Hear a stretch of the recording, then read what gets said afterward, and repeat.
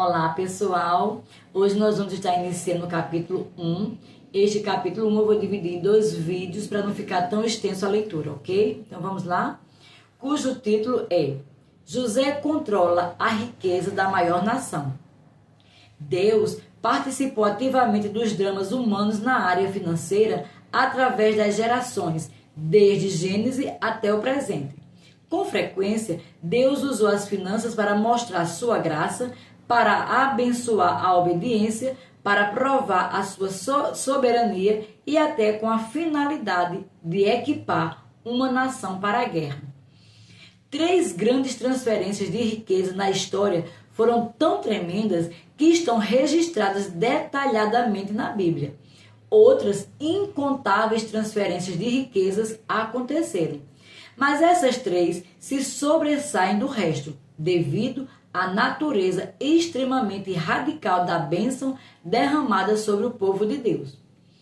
Estas 3 grandes transferências de riqueza incluem: número 1, a transferência do controle da riqueza do Egito para as mãos de José. 2, a transferência da riqueza do Egito para as mãos dos israelitas lideradas por Moisés. 3, a transferência da riqueza do mundo ímpio para as mãos de Salomão. A transferência de riqueza sempre começa com um sonho de Deus.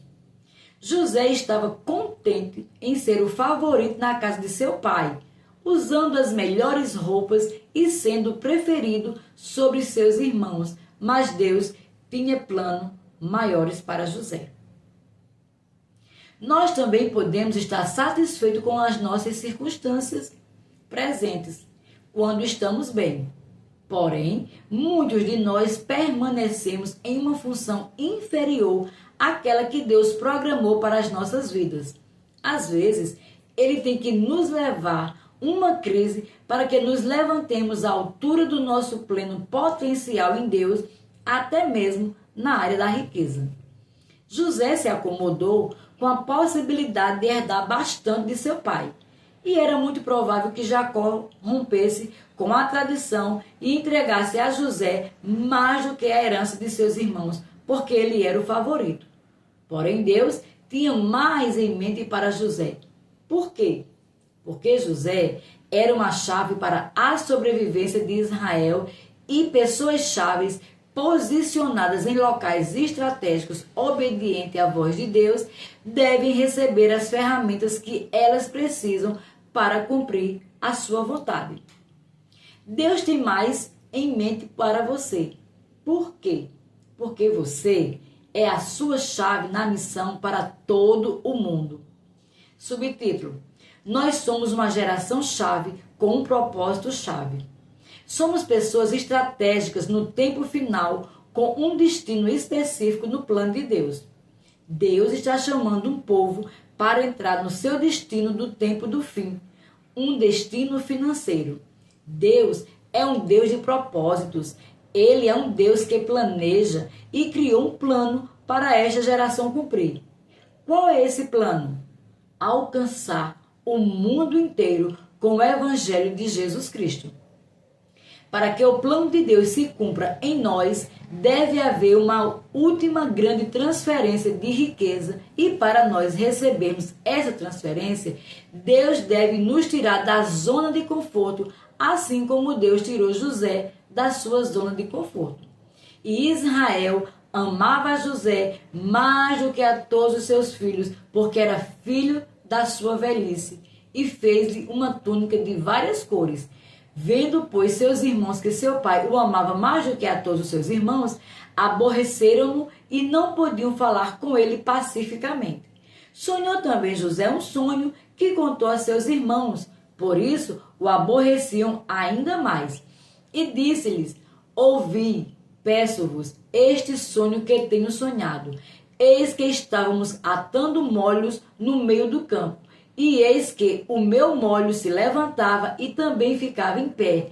E eis que os vossos molhos o rodeavam e se inclinavam ao meu molho. Então lhe disseram seus irmãos: Tu, pois, deveras reinarás sobre nós? Tu terás domínio sobre nós? Por isso, tanto mais o aborreciam por seus sonhos e por suas palavras. E sonhou ainda outro sonho e contou aos seus irmãos e disse: Eis que ainda sonhei um sonho, e eis que o sol e a lua e 11 estrelas se inclinavam a mim.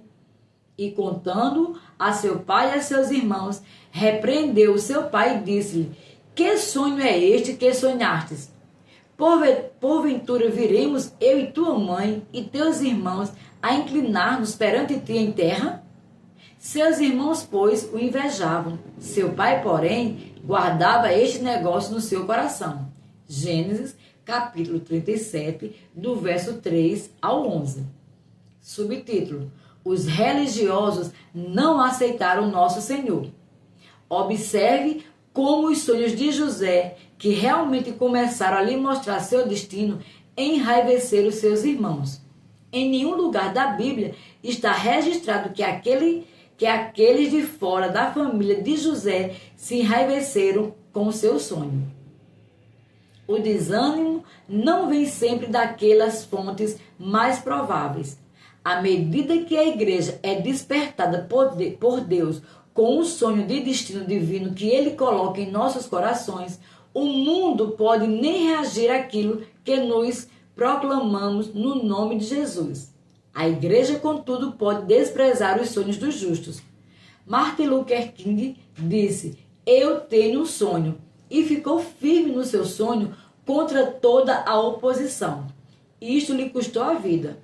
Quando você tiver um sonho, no momento em que você conhecer a direção de Deus para a sua vida, qualquer que seja a hora em que o seu chamado estiver claro no seu coração, aqueles que não têm sonho e nem confirmação do seu chamado vão se levantar furiosos contra você. Eles pregarão sobre o comodismo enquanto você estiver buscando aquela transferência de riqueza que será o instrumento para levá-lo ao seu destino do tempo do fim. Não desanime, não tenha medo. Ande na luz do sonho que Deus lhe deu. Subtítulo: Os inimigos de Deus tentarão matar seu sonho. Sua família não pode, seus amigos não podem, até mesmo o seu pastor ou professor da Bíblia não podem matar seu sonho. Quando você falar do sonho que Deus lhe der, Satanás tentará destruí-lo. O propósito dele é fazer com que você acredite que o cumprimento do plano de Deus não se efetivará. Se você cair na sua tática, ele terá bloqueado com sucesso a realização da transferência de riquezas. Há muitos santos e ministros andando em dívida e pobreza porque eles não estão crendo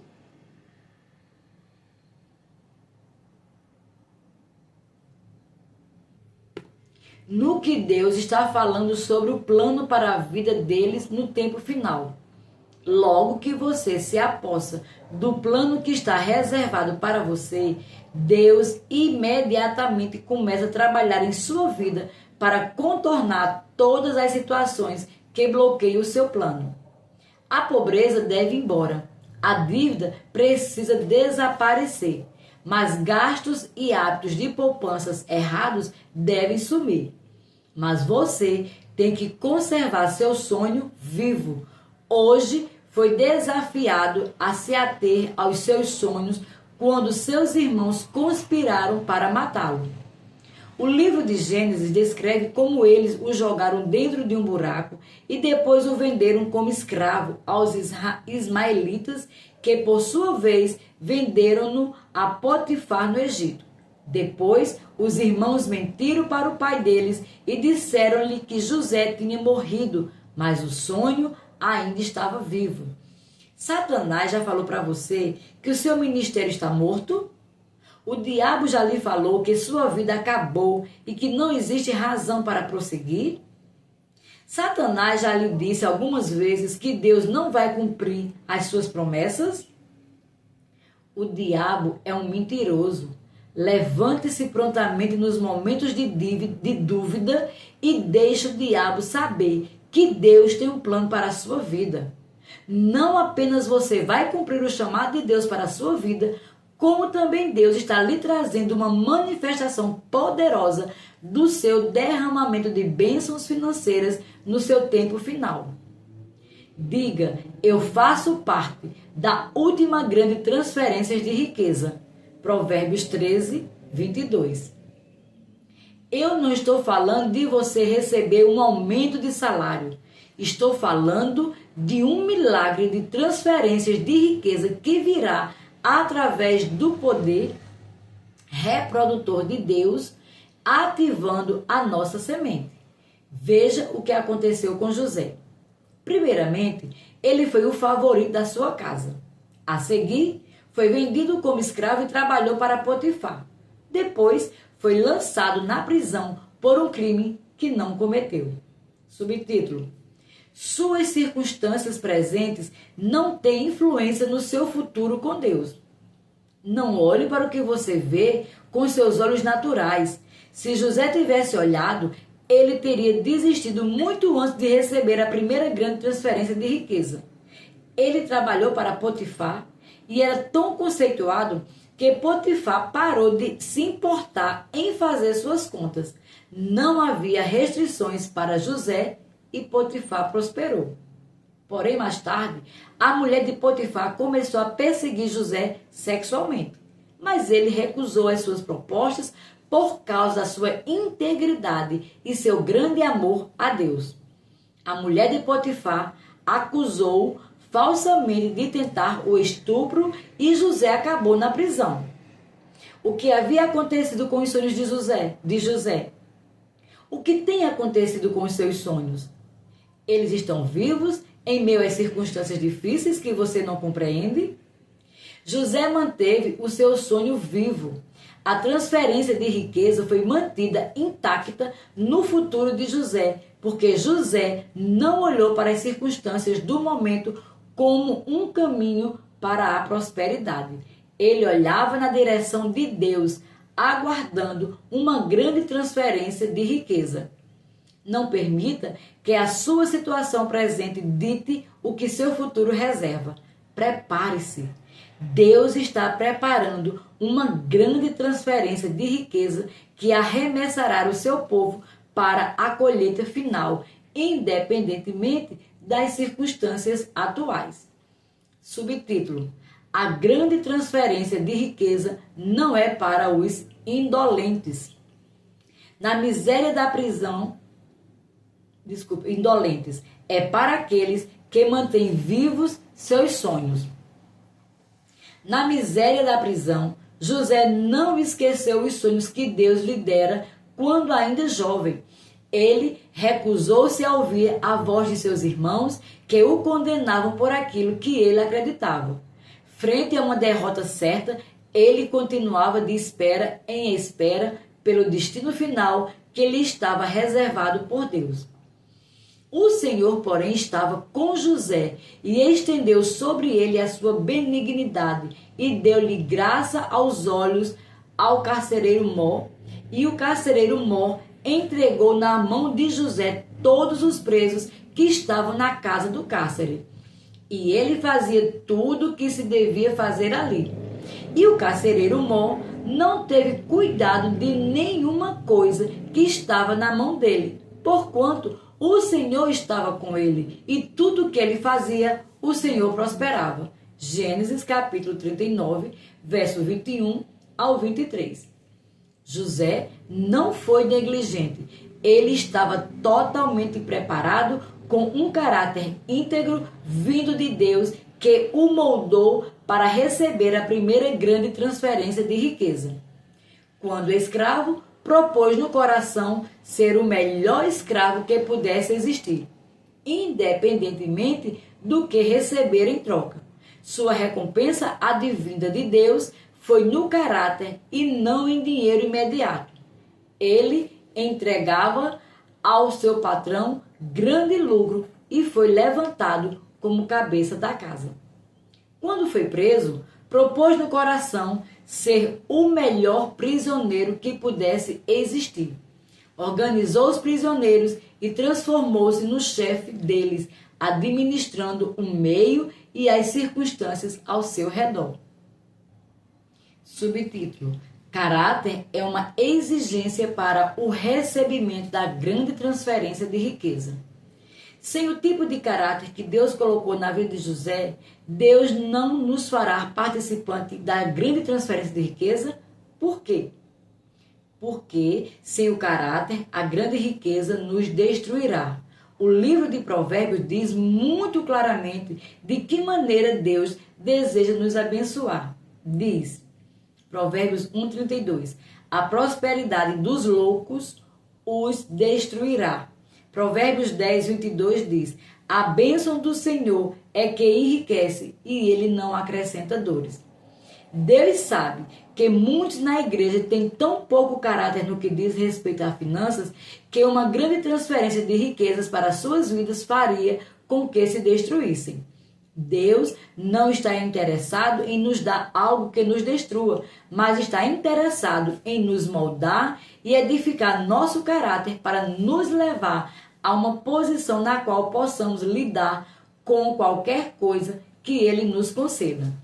As provas que José enfrentou tiveram o mesmo propósito que as provas que muitos de nós enfrentamos diariamente. O objetivo é muito simples. Provas edificam o caráter que nos capacita a sermos abençoados sem nos destruirmos. Se você quiser ser tremendamente abençoado, além da sua imaginação, você deve passar por um processo de edificação de caráter que o tempere até o ponto de ser capaz de administrar adequadamente os recursos que Deus coloca em suas mãos. Subtítulo: Prepare-se para a última grande transferência de riqueza. Depois que você tiver desenvolvido o caráter adequado em sua vida, haverá um fluxo natural do poder de Deus que lhe trará a transferência de riqueza. Esta pode vir de uma fonte secular, ou às vezes Deus passa a demonstrar seu poder aos ímpios através de você, que então o colocarão numa posição de poder financeiro como José foi colocado.